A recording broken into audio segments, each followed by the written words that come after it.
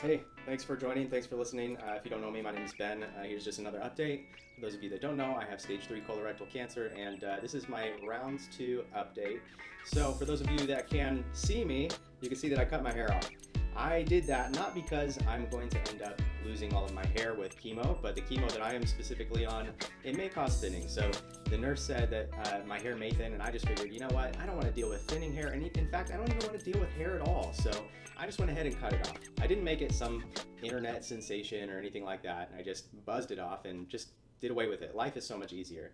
I actually gave my wife a choice one time of me either having a buzzed head or just growing it out because I was tired of getting it cut. So she chose to not have it buzzed. She doesn't like the buzzed look, but I was able to garner some sympathy from her for this time around. So it's buzzed, and I couldn't be happier. I went into day one feeling like, okay, you know what? This ain't so bad. Of course, it's kind of like having a baby, right? Women have a baby, and then they're like, I will never have a baby ever again. And then 6 months later, they're like, I want to have another baby. Chemo's kind of the same way. You go through 3 days of hell, and then you got 11 days off, at least for my regimen. And then I was thinking, you know what? I could do this. And so on day one, I literally took a selfie eating a banana because that stuff is literally bananas. I mean, chemotherapy, whew, man. So I was hooked up, got all this stuff pumped into me, and they gave me some steroids on day one, which helped me to feel okay. And I went home. I was able to eat some food. I was able to eat my gluten-free mac and cheese, which is one of my favorite foods. It's one of my go-tos when I just am not wanting to eat much at all. And so day one was okay. Day two, these vicious hiccups started to come about. And then following the hiccups, there was this chest pain. So I had this pain in my chest that felt tight, and it was in my back too. And it went up to my neck, and I could feel it in my shoulders and kind of pulsing down my arms. Now, those of you that are aware of heart attack symptoms may think, oh, dude, you need to get that checked out. Well, I wasn't thinking that at the time. I was thinking, you know what? I mean, just my mentality with every day is let's get through this. Let's get through the day and get to another day. That's just kind of the way my brain, my mind has operated for a long time. So my default is to just try and tough it out through stuff. But then the next day on day three, I'm sitting in the hospital and I'm like, man, this is bad.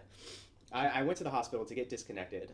Bree was officially signed off to be able to disconnect it on day three, pressing forward the chemo from my port that's right here on my chest. And I'm sitting there in the hospital getting disconnected, talking to my doctor on the phone, and she was like, you know what? If you feel that chest pain, like don't take a painkiller, don't mask the pain. Uh, it could just be due to your hiccups. That is possible. She called me, one of those hiccup people, and uh, and then she's like, just go to the ER. If you feel that chest pain, if you feel that tightness in your chest, shortness of breath, pain all up in your shoulders, your neck, and then pulsing down your arms, she said you need to go to the ER. So pressing forward, that's what I am going to do. Now, she did say that it's possible when people have a condition called angina, that is Angina. I know it sounds dirty, but it's an official term. um, that that could cause complications with chemotherapy, especially since the chemotherapy courses through my cardiovascular system. And if it's coursing through my cardiovascular system and the veins, the arteries that go into my heart are smaller, that's basically what angina is. It's blood vessels or arteries that go to the heart that are a little bit more constricted, that could cause a lot of issues. So the symptoms that I had are possible to be angina, but they are also possible to be just due to the tension created from those vicious hiccups, which could have been caused by the steroids. That's what the nurse said, at least. So the steroids tend to cause hiccups for those hiccup people. So I'm one of those hiccup people, and my doctor prescribed me a muscle relaxer to help ease that down.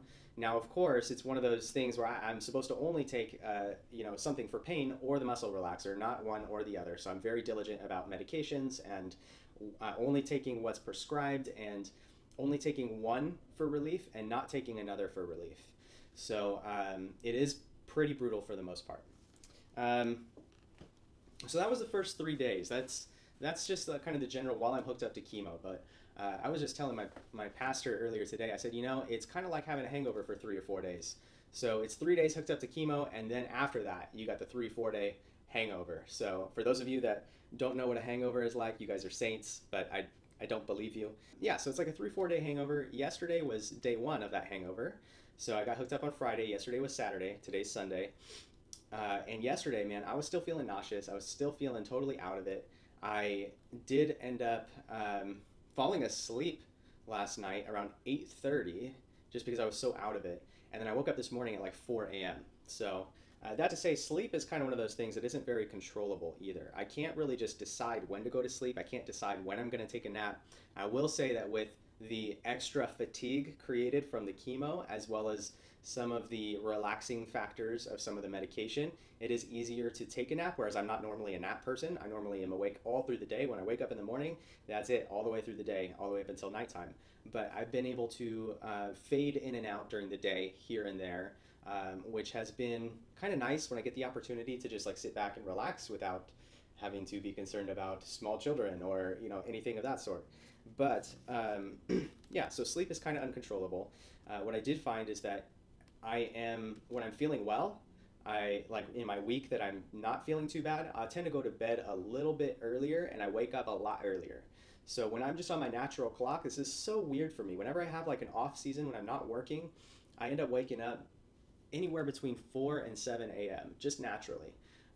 Whereas before, it's just really challenging to get out of bed, to get going for the day. I think just the higher level of stress causes me to stay awake later at night and then my body to want to sleep in later in the morning. But when I have that off period, kind of a semi-sabbatical, I guess you could say, in a way, my clock tends to shift a little bit earlier.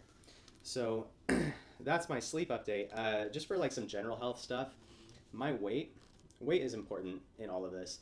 They say, you know what, the biggest goal when you're going through chemo is to not lose weight. Some people gain weight as they're going through chemo. Other people lose weight.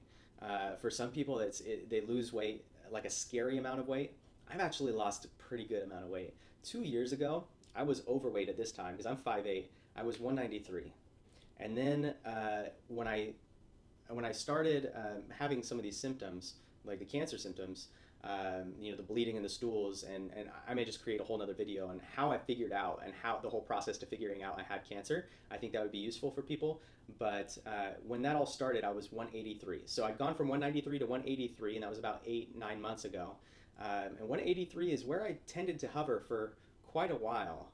And then as the stress kind of piled on and the symptoms got worse, and it was harder and harder for me to pass stools and so on and so forth. I won't go into all those details right now, but I got down to about 173 before my colonoscopy, 171, 173, somewhere in between there. And then I had the colonoscopy, which they give you this stuff called movie prep, which is like flushes out your system, and that lost me a couple pounds, but I also fasted too, so I ended up losing a little bit more weight than just getting my system flushed out. So all said and done, I got down to, before starting chemotherapy, 165, and then I was right around 165, 164, 163 around the time that I started chemo, and then I went down to 162, 161. I hovered around 160, 161 for a couple weeks, and then, but just in the last few days, I'm going back up. So now I'm hovering right about 164. I think an ideal weight for me would probably be 165 to 170. I'm actually hoping to capitalize on this opportunity and try to stay around that weight. And if I'm getting too far above 170, it might be a time for me to check and say, hey, we got to look at diet, we got to look at exercise. You know what? I'd feel totally fine with 175. So if I'm just anywhere between 165 to 175 and I'm healthy and active, then I'll be okay with that. So that's going to be my goal. I think 170 would be probably the sweet spot. Speaking of weight and diet, my diet has considerably shifted throughout this whole journey. So we started off thinking, let's do keto, let's do shakes, let's juice, let's get all the fruits and the vegetables, the produce, and just juice the heck out of that stuff and just take tons of juice. We were thinking like a natural way of kicking cancer's butt, by using food as medicine. And I still believe that food is medicine, absolutely. But what we found was that the keto diet was too much raw produce and not enough carbs. So we shifted, at least I shifted, to having more carbs in my diet. So I was still trying to stay as gluten free as possible. I still do stay fairly gluten free for the most part. Although as I'm going through this, I have had some gluten and I haven't really felt too much of an effect from having gluten. But nonetheless, I think it's still a good practice to be in. So I started eating more carbs, and then we were still very anti-sugar for a while. But then we were in the hospital during round one, and the nurse said, you know, the whole cancer consuming sugar faster than other things is somewhat of a misnomer. The truth is that the cancer is going to consume anything that our body is consuming. And sugar just happens to be the fastest metabolizing thing that there is that our body consumes. So, therefore, if we stick sugar into our body and our body's metabolizing it super fast, of course the cancer is going to grab it really fast, and that's what's going to show up.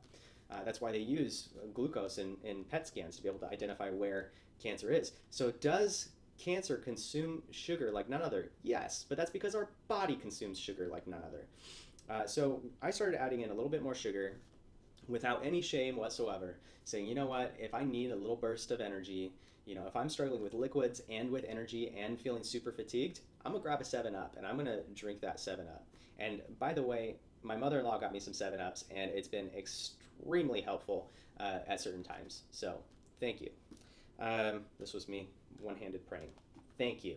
Besides that, we tried to stick with bland food because bland food, the less flavors, doesn't have as much of that effect where it pulses my jaw and my entire head and gives me a splitting headache. So if there's not as much flavor, then it's a little bit easier for me to get down while I'm on the chemo. But yesterday, I was at a point where I was like, man, the bland food and prepping all the bland food is good, but there comes also a certain point in time where when you're struggling to eat and you're struggling to consume enough carbohydrates and protein and all that, where you just say, what do I want to eat? What do I want to eat?